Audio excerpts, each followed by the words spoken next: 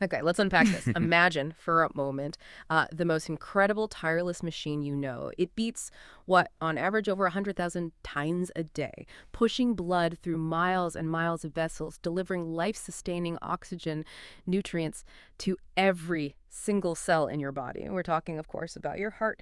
And today, well, we're taking a deep dive into the fascinating and often pretty complex world of cardiac health and heart failure. As we've been digging through a truly comprehensive stack of insights for this deep dive, it almost felt like poring over a high-stakes exam prep, for understanding what keeps our hearts ticking and, crucially, what happens when they don't quite hit their rhythm. This isn't just casual information. These are like foundational nuggets of knowledge distilled into precise, actionable understanding. Our mission for you today is really to cut through the jargon, pull out the most vital insights, and give you a clear, actionable understanding of crucial heart health concepts without feeling overwhelmed, hopefully. We'll cover everything from the nuanced differences between, good and bad cholesterol to how different heart rhythms signal completely different emergencies and why certain medications are chosen or sometimes even meticulously avoided. Yeah, and what's truly fascinating here is how these seemingly disparate pieces of information, like recognizing a specific type of cough, maybe, or even a unique sound, a doctor might listen for how they all connect. They connect to a much larger, intricate picture of the heart's function and, overall well-being. We're going to try and show you how to connect those dots today, turning what might seem like isolated facts into a coherent, compelling understanding of this vital organ, which I think really raises an important question for all of us. In a world just full of health information, right? So much of it conflicting or just overwhelming. How do we figure out what's truly important? How do we move beyond just what something means to understanding why it matters and what the practical implications are for our own health, or maybe even for those we care about? That's precisely what we aim to do for you today, to provide that critical clarity and actionable context. I think that's an absolutely essential approach. Okay, let's jump right in then. We're starting with something you've probably heard a lot about, seen on food labels, maybe even discussed with your doctor: cholesterol. But what's the real story behind what we just casually call good and bad cholesterol? It sounds simple on the surface, but as this material reveals, understanding the nuances here is absolutely crucial to your cardiovascular health. You're right. The terms good and bad are definitely a simplification, but they point to very real and distinct roles in your body. From the material we reviewed, when we talk about cholesterol, we're primarily focusing on two main players: HDL and LDL. HDL, or high-density lipoprotein, is indeed what's widely known as good cholesterol. Think of it like your body's personal arterial recycling crew. HDL actively helps to pick up excess cholesterol from your tissues and transport it back to the liver, for removal from the body. It's actively working to keep your vessels clear, almost like a scavenger, preventing that problematic buildup. Now, on the flip side, we have LDL, low-density lipoprotein, which is famously labeled as bad cholesterol. Our review even offered a pretty memorable mnemonic for it: hell no to LDL, which is blunt, but gets the point across. Ha, yeah, that's pretty clear. Right. And that's because LDL is the primary contributor to the buildup of plaque in your arteries. That process we call atherosclerosis. This plaque, over time, it can harden and narrow your arteries, restricting crucial blood flow. Imagine water trying to flow through a pipe that's slowly getting clogged with sludge. The pressure builds up, right, and the flow diminishes. Okay, yeah. This restriction can dramatically increase your risk of serious cardiovascular events like heart attacks or strokes. So the real aha here isn't just knowing good versus bad. It's realizing that HDL is your body's dedicated arterial cleanup crew. This means supporting HDL isn't just about diet, although that's important. It's also about actions like consistent exercise, which actively boost this internal cleanup process. It's less talked about, but equally vital strategy for heart health, moving beyond just avoiding the bad things to actively promoting the good ones. Right, being proactive. Exactly.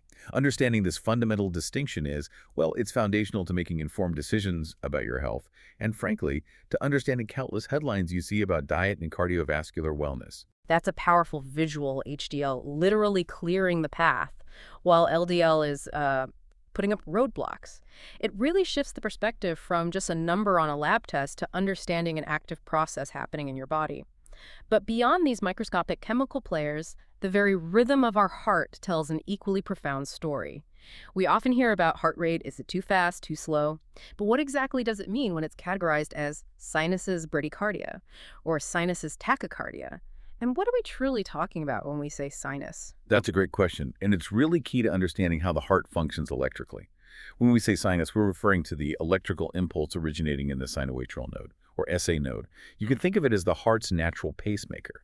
So a sinus or rhythm means the heart is beating in a regular coordinated fashion, originating from the correct spot. Even if that rhythm is too fast or too slow, it's just operating at an abnormal speed, but the starting point is right. Let's break down the two main deviations highlighted in our material: sinus bradycardia and sinus tachycardia. Okay, first, sinus bradycardia. That's defined as a heart rate less than 60 beats per minute. Now, a slow heart rate isn't always a problem in itself. Right, like athletes. Exactly. A highly conditioned athlete might have a resting heart rate in the 40s or 50s, and for them that's completely normal. It's actually a sign of peak cardiovascular fitness. The critical factor here, according to our review, is whether it's symptomatic. That's the key. Symptomatic meaning. Meaning, if someone with sinus bradycardia is experiencing symptoms like dizziness, lightheadedness, maybe fatigue, or hypotension, which is low blood pressure, then it becomes a clinical concern. This often happens because the heart isn't pumping blood fast enough to adequately perfuse the brain and other vital organs, leading to those noticeable symptoms. Makes sense. In such symptomatic cases, intervention is necessary. And a common medication administered to increase the heart rate is atropine. This medication basically helps to speed up the heart's natural pacemaker, getting more blood flowing where it's needed. Now, on the other hand, you have sinus tachycardia. This is when the heart rate is consistently greater than 100 beats per minute. Our notes gave an example of, say, 115 BPM. Unlike symptomatic bradycardia, where the slow rate itself is often the primary issue, sinus tachycardia is very often a response to something else going on in the body. Ah, so it's a symptom of something else. Often, yes. Think of it as the heart trying to compensate. For example, if you have a fever, your heart rate increases to help your body dissipate heat. If you're dehydrated, your heart beats faster to try and circulate the remaining fluid more efficiently. It can also be a perfectly normal response to intense exercise, or maybe a sign of significant pain or even bleeding. Therefore, the absolute priority in managing sinus tachycardia isn't just to slow the heart down with medication, though sometimes that's needed too, but to identify and treat the underlying cause. You need to address why the heart is racing, not just the racing itself. It's like a car engine revving high. You don't just turn off the engine. You figure out if it's overheating or if the accelerator is stuck. Right. A good analogy. So the heart's pace is critical, yes, but what about its rhythm? The actual electrical pattern of its beats. That's where things can get really interesting, often much more urgent. That's a perfect and incredibly important segue, because while a heart rate that's just too slow or too fast can be concerning, when the actual electrical pattern goes haywire, that's a whole different ballgame. AFib, or atrial fibrillation, is a rhythm you hear about frequently. What exactly is happening in the heart when someone is in AFib, and what's the most significant and, frankly, kind of terrifying risk it poses? You're absolutely right. AFib is very common, and it's critical to understand the mechanics. In atrial fibrillation, the electrical activity in the atria, that's the heart's upper chambers, it becomes chaotic and disorganized.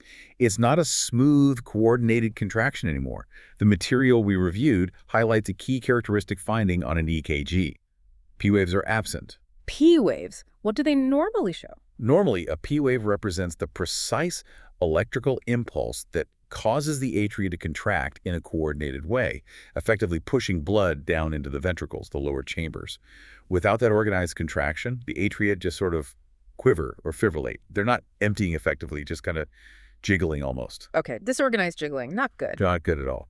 And the primary complication, the one that is truly terrifying, is a significantly heightened risk of stroke. Here's why, and this is a crucial why it matters point.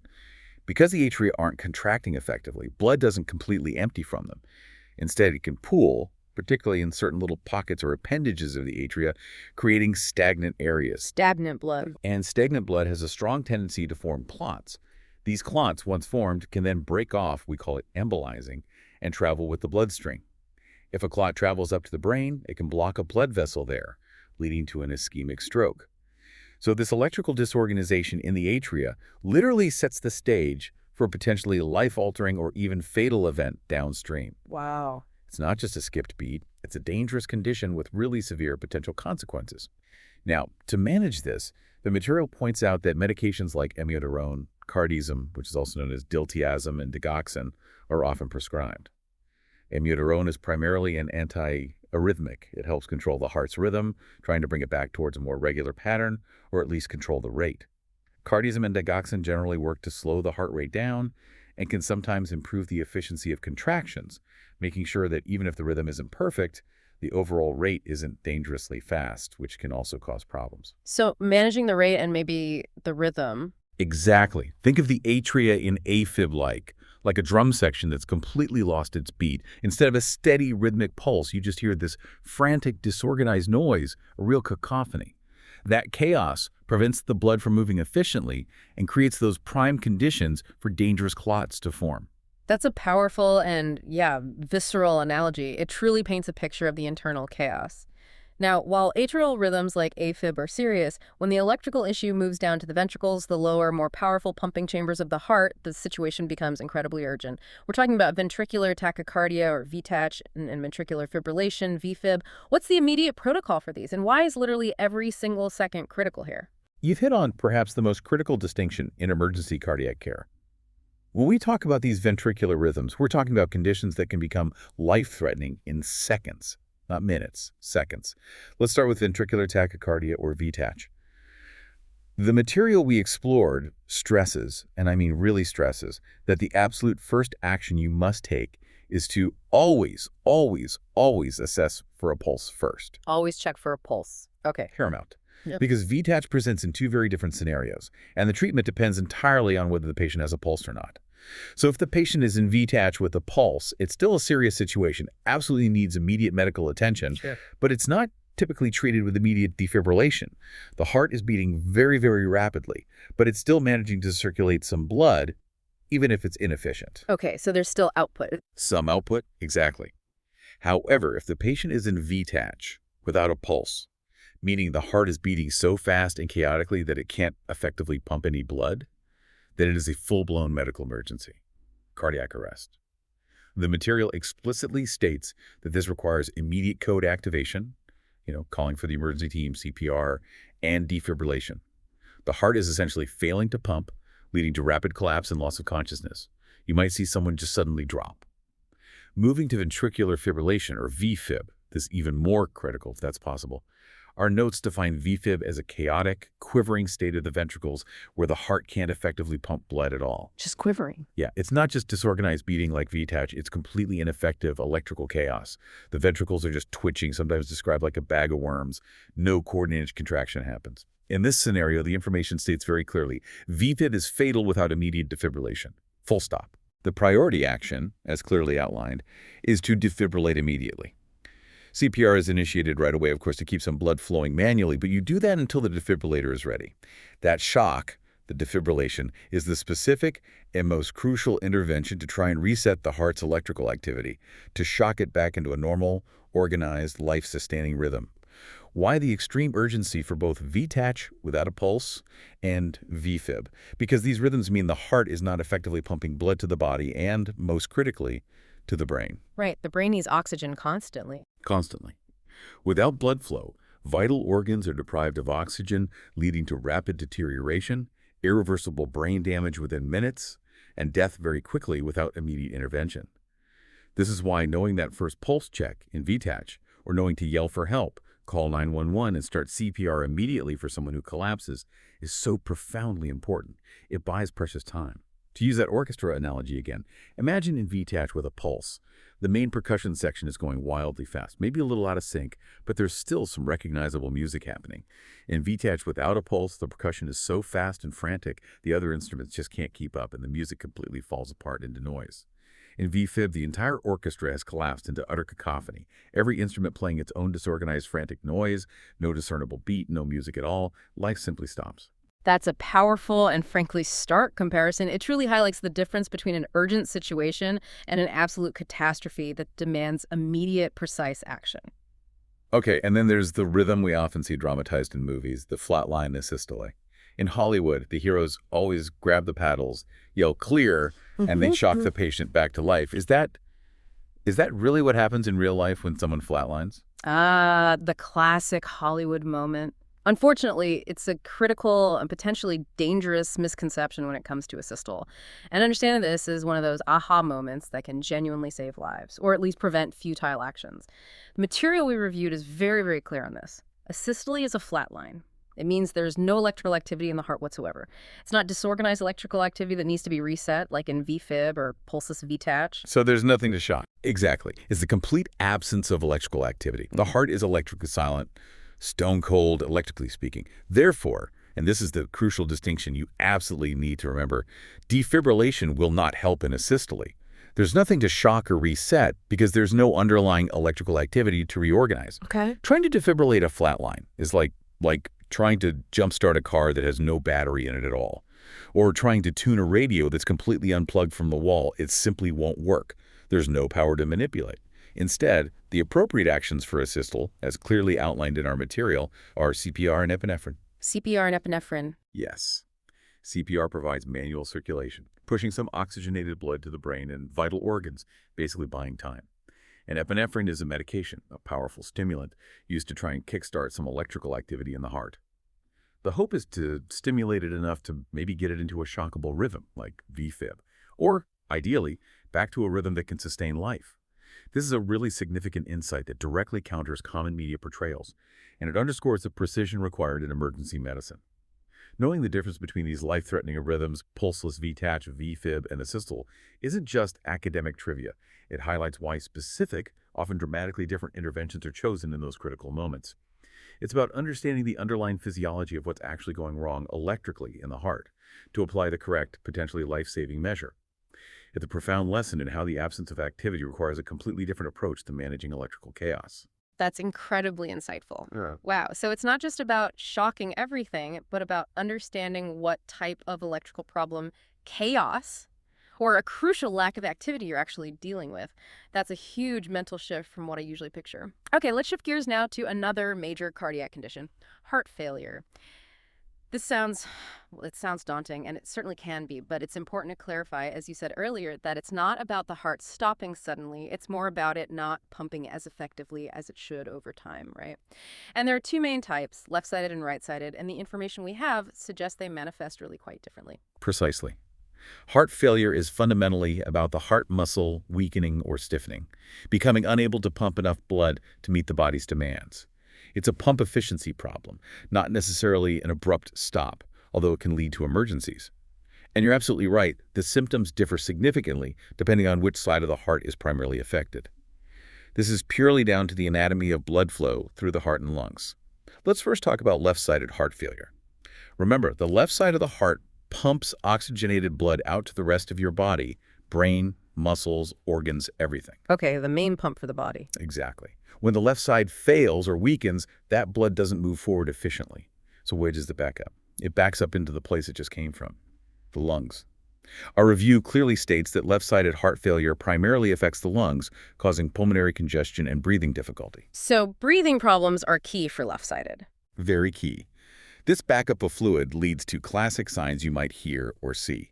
Things like crackles in the lungs when a doctor listens with a stethoscope, that distinctive, wet, bubbly sound, sometimes described like crinkling cellophane, as air moves through fluid-filled airways. You might also see that pink-tinged sputum we mentioned earlier, which indicates fluid, possibly with some blood cells mixed in, has accumulated in the lung tissues and is being coughed up. That's a serious sign. And of course, a persistent cough is common as the body tries reflexively to clear that excess fluid. This cough often gets worse when someone lies flat, because gravity allows even more fluid to pool in the lungs then. We call that orthopnea. Now, compare that to right-sided heart failure. The right side of the heart takes the deoxygenated blood coming back from the rest of the body and pumps it to the lungs to pick up oxygen. Right. Taking blood from the body, sending it to the lungs. Correct. So if the right side isn't pumping effectively, the blood can't get into the lungs efficiently, so it backs up into The rest of the body. Exactly. It backs up into the rest of the body, or what the material refers to as the systemic circulation. This backup leads to symptoms like distended jugular veins, or JUD, where those large veins in the neck visibly bulge because blood isn't draining efficiently back down into the struggling right side of the heart. You'll also typically see generalized swelling or edema, particularly in the dependent areas like the legs, ankles, and feet, because fluid is pooling there due to gravity and that backward pressure. This fluid retention also often results in significant unexplained weight gain over just a short period, maybe several pounds in a few days. That's often one of the first signs patients notice. So just to quickly recap the flow to help visualize it. The left side takes blood from the lungs and pumps it to the body. If the left pump struggles, blood backs up into the lungs, pulmonary symptoms. The right side takes blood from the body and pumps it to the lungs. If the right pump struggles, blood backs up into the body. Systemic symptoms like swelling, GVD. Okay, that makes the distinction really clear. Yeah, think of it like that plumbing system analogy again. A backup on the pump pushing water out to the house's taps, left side, affects the pipes leading from the water main, lungs, differently than a backup on the pump. Pulling water from the drains, right side, affects the pipes leading to the drain's body. Different upstream effects. That plumbing analogy is genuinely helpful for visualizing the whole process and why the symptoms end up being so distinct.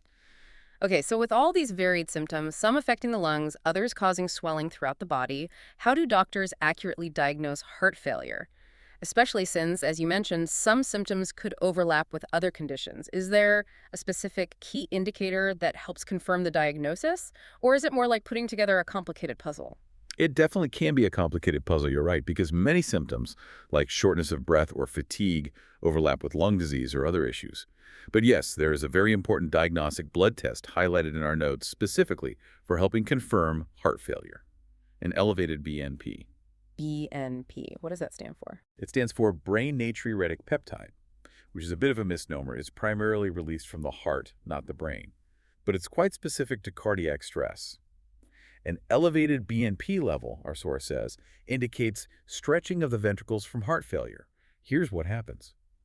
When the heart's ventricles, those main pumping chambers, are overworked and stretched out due to increased pressure and volume, which is exactly what happens in heart failure because the pump isn't effectively moving blood forward. They release this hormone, BNP, into the bloodstream.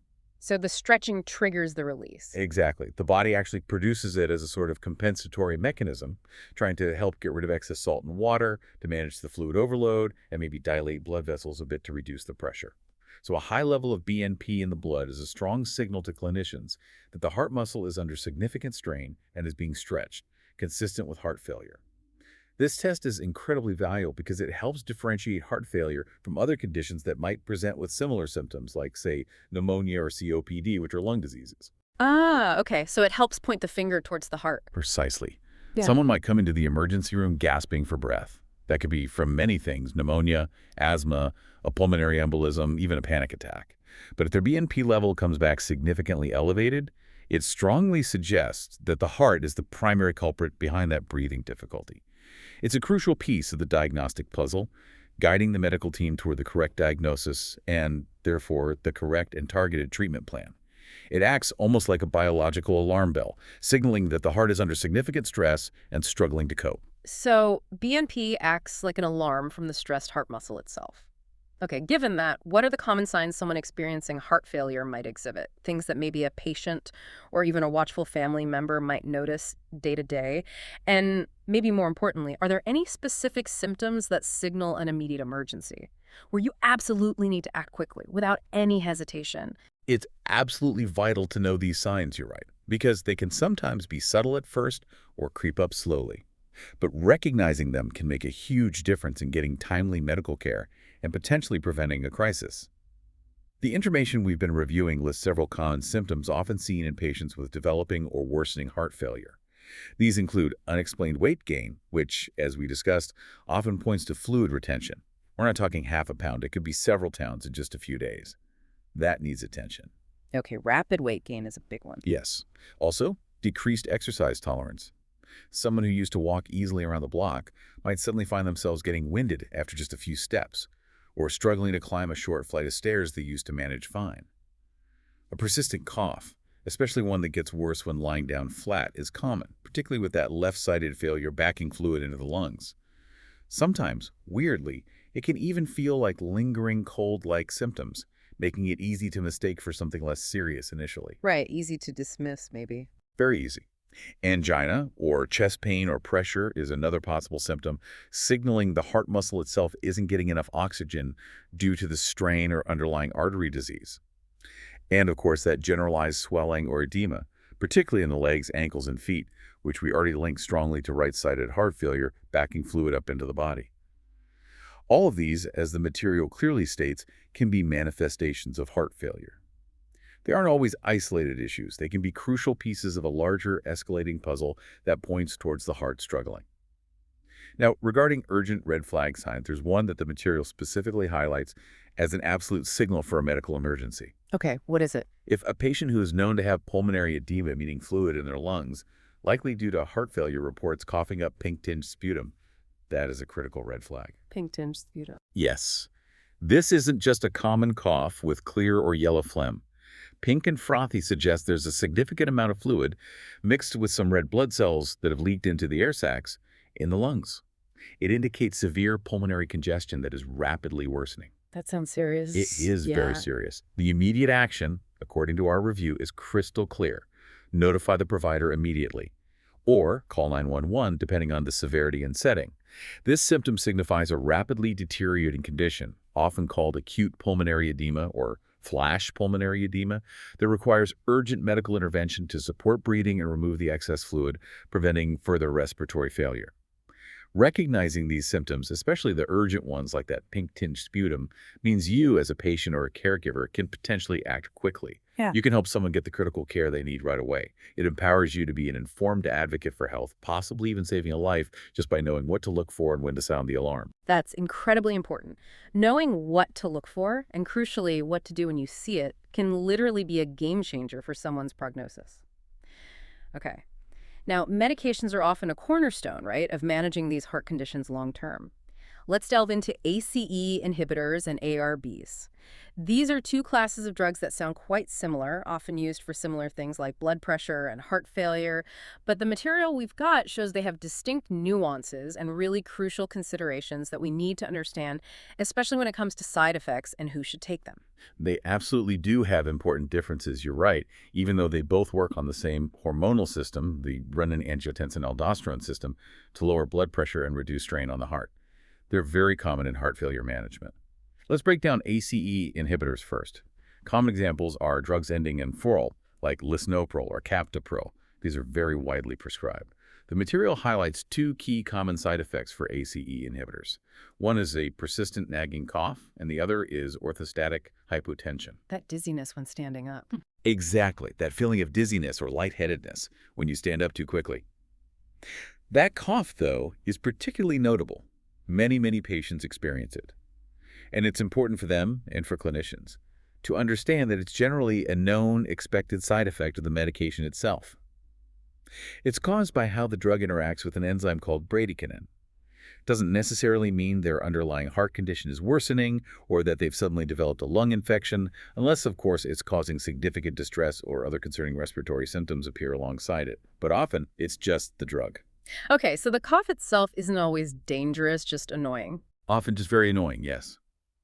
And the orthostatic hypotension happens because these drugs relax blood vessels, and when you stand up, gravity pulls blood down to your legs. Your body normally adjusts quickly, but the medication might slow that adjustment, leading to a temporary drop in blood pressure to the brain, causing that brief lightheadedness. Patients need to be advised to stand up slowly. However, there's a crucial contraindication, a reason not to use them for ACE inhibitors, that the review emphasizes very strongly. African American patients respond poorly to ACE inhibitors and are at increased risk of angioedema. Angioedema. What is that exactly? Angioedema is a serious, potentially life-threatening allergic-type reaction. It causes rapid swelling, usually of the deeper layers of skin and tissue. Often it affects the face, lips, tongue, or throat, and if the throat swells, it can dangerously obstruct the airway, making it hard or impossible to breathe. Wow. Okay, that's serious. Extremely serious. Because of both this increased risk of angioedema and the fact that ACE inhibitors are often less effective at lowering blood pressure in African American patients compared to other groups, they're frequently not the first-line choice for blood pressure control or heart failure management in this specific patient population. This means doctors need to carefully consider alternative medications like ARBs or other classes of drugs for these patients, ensuring treatment is tailored for optimal safety and effectiveness. It's a critical point about individualized medicine. Now let's look at ARBs, which stands for angiotensin II receptor blockers. Valsartan is an example the material mentions. These drugs also work on that same hormone system, but in a slightly different way. For ARBs, key nursing considerations mentioned include monitoring kidney function, monitoring potassium levels, as they can sometimes cause high potassium, and also watching for dizziness and orthostatic hypotension, quite similar to ACE inhibitors in that regard. Both drug classes can affect blood pressure and electrolyte balance, so monitoring is key. But here's the crucial difference, and the main reason ARBs are often a great alternative, especially for patients who react poorly to ACEs. Unlike ACE inhibitors, ARBs do not usually cause a persistent cough. Ah, so no nagging cough with ARBs. Generally, no. The mechanism by which they work bypasses the step that leads to that bradykinin buildup, causing the cough with ACE inhibitors. This is a huge practical point for patients, for individuals who simply cannot tolerate that persistent hacking cough associated with ACE inhibitors, and it can really impact quality of life.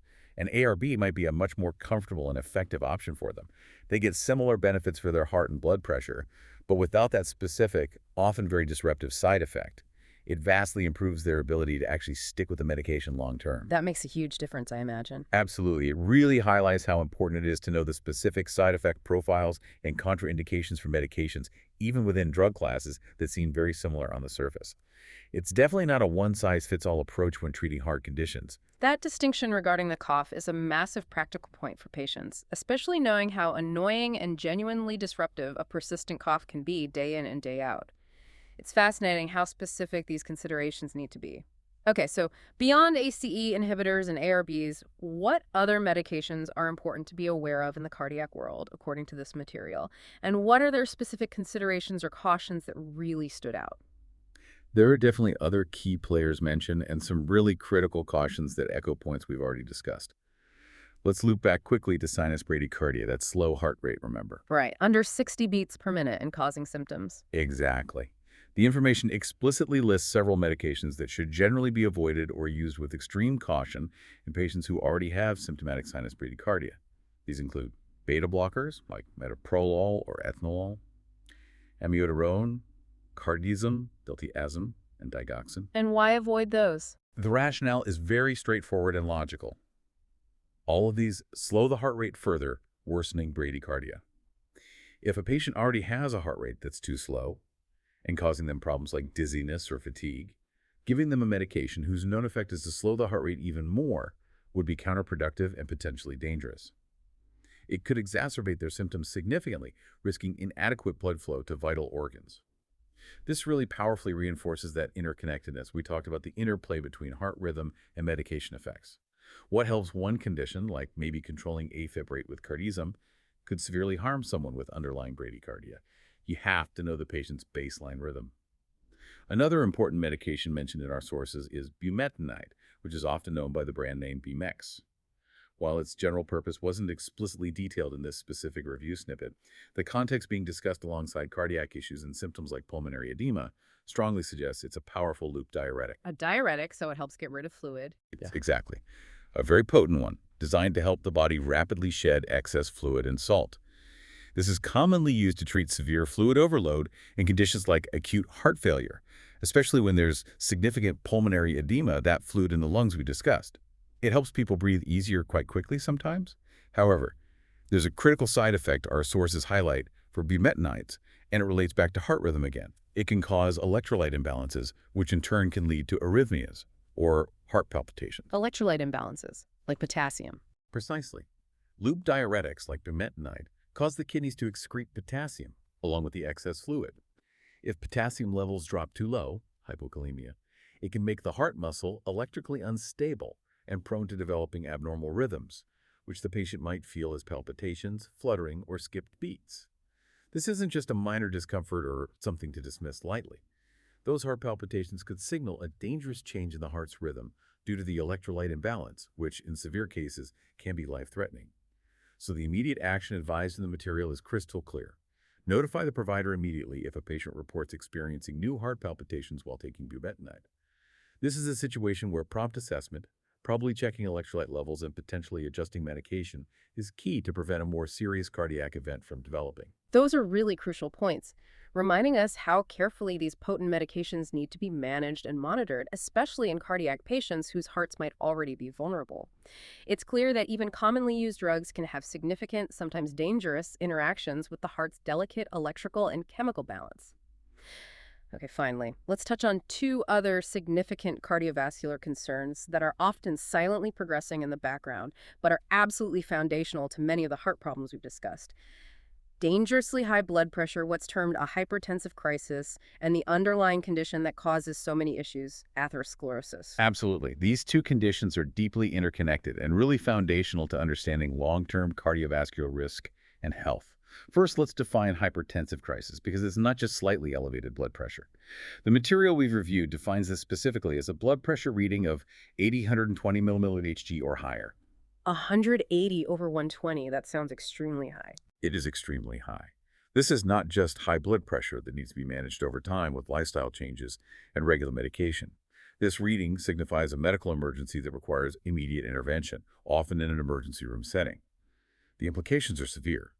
The source states it can cause organ damage.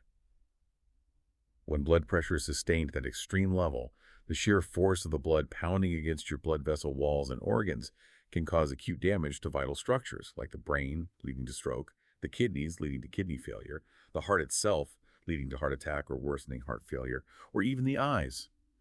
The notes even give an example of nosebleeds as a potential associated symptom. While a nosebleed can have many causes, in the context of extremely high blood pressure, it can be an external sign of that intense internal pressure causing damage to fragile blood vessels, in this case, in the nose. It's a warning sign. Hypertensive crisis requires immediate medical treatment to bring that pressure down safely, not too fast, not too slow to prevent irreversible organ damage. Then there's atherosclerosis. This is often called the silent killer because, as you said, it typically progresses slowly over many years without causing any noticeable symptoms until significant damage has already occurred, often culminating in a heart attack or stroke. Our insights define it quite simply as plaque buildup in the arteries. This is where that bad cholesterol, LDL, really does its primary damage. It accumulates along with fats, cellular waste products, calcium, and other inflammatory substances on the inner lining of your arteries. So it's that clogging process we talked about earlier. Exactly. Over time, this plaque hardens, it narrows the arteries, and makes them less flexible, less elastic. This restricts crucial blood flow downstream to critical organs like the heart, brain, kidneys, or legs. It's just like rust building up inside old pipes, slowly but relentlessly choking off the flow over decades. Now, a fascinating diagnostic clue for atherosclerosis that was mentioned in the material is hearing a brute, a whooshing sound, over a carotid or femoral artery. A brute, like B-R-U-I-T. Yes, exactly. A carotid artery, remember, is a major artery in your neck supplying blood up to your brain. And a femoral artery is a major artery down in your thigh supplying blood to your leg. This whooshing or swishing sound, the brute, isn't the normal smooth, quiet flow of blood you'd expect to hear with a stethoscope. It's caused by turbulent blood flow due to plaque buildup. Ah, so the narrowing makes the blood flow noisy. Precisely. Imagine water rushing turbulently through a constricted, rough, jagged section of pipe. It makes a very different audible rushing or whooshing sound compared to water flowing smoothly through a wide, open, smooth pipe. Hearing a brute over one of these major arteries can be an important early indicator that significant atherosclerosis, significant plaque buildup, is present in that particular vessel, even before a patient experiences more severe symptoms like chest pain, angina, leg pain when walking, claudication, or even a transient ischemic attack, TIA or mini stroke, or a full stroke. It's a valuable physical exam finding, an early warning sign that something serious is developing silently beneath the surface. And this brings us neatly to a crucial concluding thought. These conditions, hypertension and atherosclerosis, are very often interconnected in a dangerous, self-perpetuating cascade. Untreated, chronic high blood pressure puts extra stress on the artery walls, which can accelerate the damage and inflammation that allows atherosclerosis to develop and worsen over time. Then, as plaque builds up and arteries become narrower and stiffer due to atherosclerosis, the heart has to pump even harder to push blood through those constricted, resistant vessels. This, in turn, further increases blood pressure, creating a truly vicious cycle. So high blood pressure makes atherosclerosis worse, and atherosclerosis makes high blood pressure worse. You got it. It's a feedback loop. This escalating cycle significantly increases the long-term risk for heart attacks, strokes, peripheral artery disease, kidney disease, and ultimately the development or worsening of heart failure. Understanding these individual pieces, the cholesterol, the rhythms, the pump function, the pressure, the plaque, helps you see the whole complex and deeply interconnected picture of cardiovascular disease. And it really underscores why managing one risk factor, like blood pressure or cholesterol, often has profound benefits for preventing or slowing down the others. Wow. We've really covered a tremendous amount of ground today. From the finer points of good versus bad cholesterol and the urgency dialed up for different heart rhythms, all the way through to the complexities of left versus right heart failure and those really crucial medication considerations. It truly was a deep dive into what makes our most vital organ tick, or sometimes, yeah, stutter, and just how incredibly interconnected everything is within that system. As we've been digging through all this material, some of the most surprising or maybe critical insights for me were definitely realizing that defibrillation will absolutely not help in a systole. That flatline misconception from TV is just so prevalent, and knowing the truth there feels really important. And the absolute necessity of that first pulse check in VTACH, because it dictates completely different life-saving actions depending on the answer, that's huge. Also, the whole story around the persistent cough from ACE inhibitors and why that specific side effect means an ARB might be a much better choice for certain patients, especially highlighting the increased risk of angioedema in African American patients with ACEs. These aren't just abstract medical facts, are they? These are the kinds of precise details that can make a real difference in understanding personal health, advocating for appropriate care, and maybe even recognizing an emergency. Our hope really is that after listening today, you feel a little more informed, maybe a little more confident in understanding the language the heart uses, its rhythms, its pressures, its distress signals, and perhaps even empowered to spot something important, whether it's for yourself or for someone you care about. Knowledge truly is power, especially when it comes to navigating health. Yeah, and if we connect all this back to the bigger picture, all these individual facts and insights about heart health, the BNP levels, the JVD, the crackles, the brute, they all underscore a really profound truth. The human body is just an incredibly complex, deeply interconnected system. Understanding these details isn't just about memorizing lists of symptoms or drug side effects. It's about appreciating the intricate dance of our physiology. It's about seeing how one small change in one part of the system can ripple outwards, and how critical, timely, informed action can be in those moments that truly matter for preserving health and life. Which I think raises an important question for you, the listener, to consider as we wrap up. Knowing now how interconnected these symptoms and conditions are, how a cough might relate to a medication, how swelling might relate to the right side of the heart, how a whooshing sound might predict a stroke, what's maybe one small change or new awareness you'll carry forward from today's deep dive. Will it change how you think about your own health metrics? Will it make you listen differently to a family member describing their symptoms? Perhaps it's just being more mindful of that persistent cough, or asking more informed questions about the specific side effects if you start a new medication. How will this deep dive shift your own perspective even slightly on the subtle language your body, or someone else's, might be speaking every day? That's a great thought to end on. Thank you so much for joining us on this deep dive into the heart. Until next time, keep that curiosity pumping.